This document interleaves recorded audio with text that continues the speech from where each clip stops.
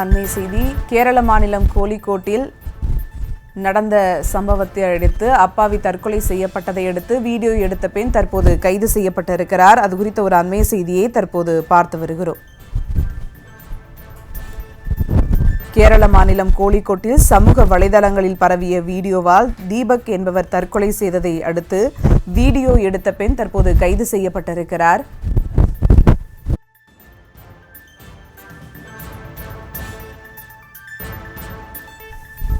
வேண்டுமென்றே அந்த பெண் அவதூறு பரப்புவதற்காக வீடியோ எடுத்திருப்பதாக பலரும் கருத்து தெரிவித்து வந்த நிலையில் வீடியோ எடுத்த பெண் தற்போது கைது செய்யப்பட்டிருக்கிறார்.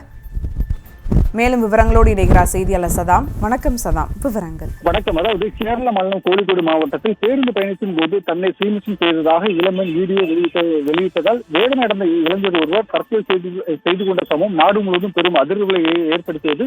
இந்த நிலையில் அந்த பெண் தற்போது கைது செய்யப்பட்டுள்ளார். கேரள மாநிலம் கோழிக்கோடு பகுதியைச் சேர்ந்தவர் தீபக். இவர் அப்பகுதியிலிருந்து கண்ணூர் நோக்கி பேருந்து பயணித்துக் கொண்டிருக்கும் போது அவர் அருகில் இருந்த இளம்பெண் ஒருவர் நின்று கொண்டிருந்தார். அப்போது தீபக் தன்னை சீமசம் செய்ததாக அந்த இளம்பெண் சம்சிதா வீடியோ ஒன்றை பதிவு செய்து தனது இன்ஸ்டாகிராமில் வெளியிட்ட இந்த வீடியோவானது வைரலானதால் அவமானமும் வேதனையும் தாங்க அடைந்த தீபக் வீட்டில் தூக்கு போட்டு தற்கொலை செய்துவிட்டார். இந்த சம்பவம் பெரும் அதிர்வலை ஏற்படுத்தி இருந்தது. தீபக்கின் மரணத்திற்கு இளம்பெண் சம்பவம் தொடர்பான வீடியோவை சமூக வலைதளங்களில் அவமானப்படுத்தியது.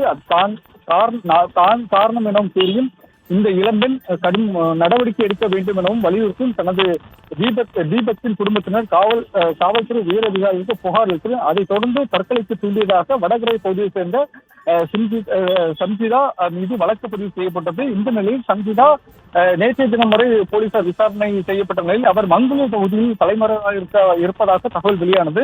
தன் மீது வழக்கு பதிவு செய்யப்பட்ட அறிந்த சம்சிதா தலைமறைவானதை தொடர்ந்து போலீசார் அவருக்கு ஒரு லுக்அவுட் நோட்டீஸும் வெளியிட்டுள்ளனர். அவரை கைது செய்ய வேண்டும் என தீபக்கின் குடும்பம் மட்டுமின்றி பல்வேறு தரப்பினரிலிருந்து அந்த கோரிக்கைகள் வலுத்த இருந்த நிலையில் வடகரா பகுதியில், அதாவது கோழிக்கோடு மாவட்டத்திற்கு உட்பட்ட வடகரா பகுதியில் தலைமறைவாக இருந்த சம்சிதாவை சம்பவம் நடைபெற்ற 6வது நாளான இன்று தற்போது போலீசார் கைது செய்துள்ளனர். சம்பவம் தொடர்பாக அவர்கள் பயணித்த பேருந்து பொருத்தப்பட்டிருந்த சிசிடிவி கேமரா பதிவுகளும் தற்போது ஆய்வு செய்து வருகின்றனர். அந்த ஆய்வு செய்து அதே நேரத்தில் பேருந்தில் பயணித்த பிற பயணிகளிலும் வாக்குமூலம் பெறுவதற்கான நடவடிக்கைகளும் போலீசார் தற்போது மேற்கொண்டு வருகின்றனர்.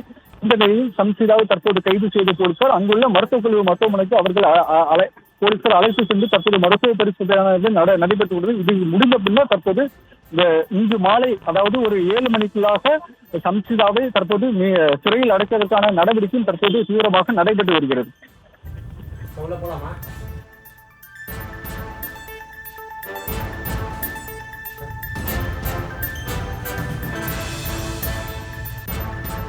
ரைட் வாங்க